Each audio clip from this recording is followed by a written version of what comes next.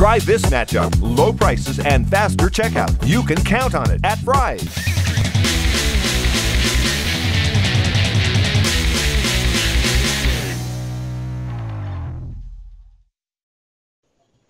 Welcome to the Arizona Wildcats Video Notebook, brought to you by Fry's Food Stores. I'm Star Sports Editor Ryan Finley, joined today by Daniel Berk. Daniel, we are both on location today. Must be pretty nice this time of year for a sports writer, huh? Yeah, you know, I'm excited for the people in the features department at the Daily Star that we don't have to be right next to them talking sports here for a half hour. So they're probably excited that we're doing this on location. Absolutely, Daniel. This is the first of a two-part series that we're going to have breaking down Arizona's spring football season. Daniel, their spring game was last Saturday. You were able to kind of take a look at where the team is at this point. Just kind of some general impressions. Let's get started there. And how does this team set up for the fall? Well, I think, you know, there's no question in my mind that in the 3 springs, you know, that Rich Rodriguez has been in Arizona, they're in the best shape after this spring than they were, you know, at any point. You can just tell, you know, they're bigger, they're deeper, they're a little more talented, and everybody's just more on the same page of what they're trying to do than in years past. And you can tell. I mean, the on-field product is better than it has been in the last couple of years.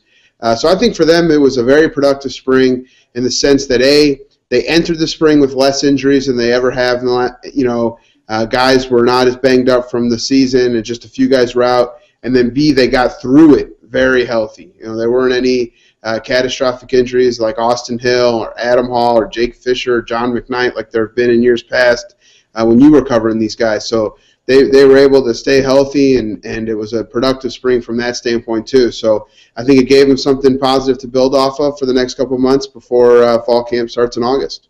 Great. Daniel, let's spend sort of the rest of our time on this segment talking about Arizona's offense. Clearly, we didn't see a real one quarterback really emerge in camp, but I'm not sure that was necessarily Rich Rodriguez's plan either. What did you see of the guys who were competing for that starting job to replace B.J. Danker? Yeah, you know, I laugh when I look around the country and all these coaches are naming starting quarterbacks after the spring, and that was never going to happen at Arizona, and, you know, I'm not surprised that it didn't. I thought on Saturday in the game, you know, no one stood out. I didn't think one guy looked better than the rest, and I didn't think one guy looked, you know, worse than the rest. I thought they all looked pretty even. They all made plays at different times. You know, and I've said this a couple times to you, and I've said this, you know, when people ask me, I thought Jesse Scroggins helped himself out the most this spring at the quarterback position. I think when he entered the spring, I don't know how much of in the mix he was.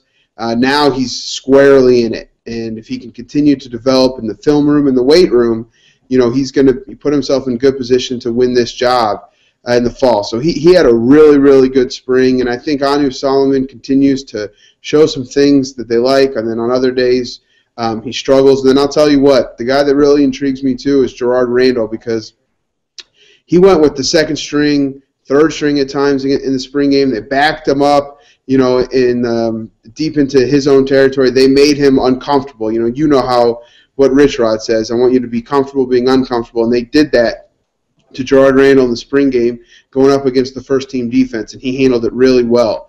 So if he can continue to develop and do what Jesse Scroggins didn't do last spring, you know, he's in the mix. So I kind of see it as those 3 guys maybe ahead of where Connor Brewer and Nick Isham and Kari McGee are, but, you know, we still have a lot of time to figure this thing out. Sure. This is the Arizona Wildcats Video Notebook, brought to you by Fry's Food Stores. Ryan Finley here talking to Daniel Berk about the UA spring football season. Daniel, everybody wants to know who's going to replace Kadeem Carey. And I know that we've talked about it before. It might not be one guy. It might be 5 or 6. A couple names that you brought up the last time we talked about the UA spring football was Devontae Neal, a couple of other wide receivers who might be used more in that running back role going forward.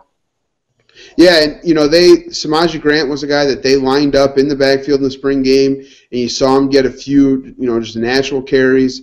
Devontae Neal is certainly going to do that. T.J. Johnson was a guy that I was really looking forward to seeing in that, you know, wide receiver running back role, and then he sprained his ankle getting out of bed the night before the spring game. Stepped on something awkwardly, and he'll be fine. But it made me feel better because I've certainly done that before. And if a Division I football athlete can do that, then I don't feel as bad. But I think those three guys are definitely going to get carries. And then as for true running backs, Terrace Jones-Grigsby was the guy that worked mostly with the ones this spring. But I certainly don't think that is his job or anything like that. They tend to roll towards the veterans in spring. But between him, Pierre Cormier, and then incoming freshman Nick Wilson, I think they're going to have their choice of guys, and it's going to be a pretty spirited competition. But they're going to get creative. It's not like you just have a guy like Kadeem Carey you can turn around and hand the ball to 48 times. They're going to get creative, and they're going to try different things. Interesting point about Terrace Jones-Grigsby. I think he may be the one remaining connection to the Mike Stoops era.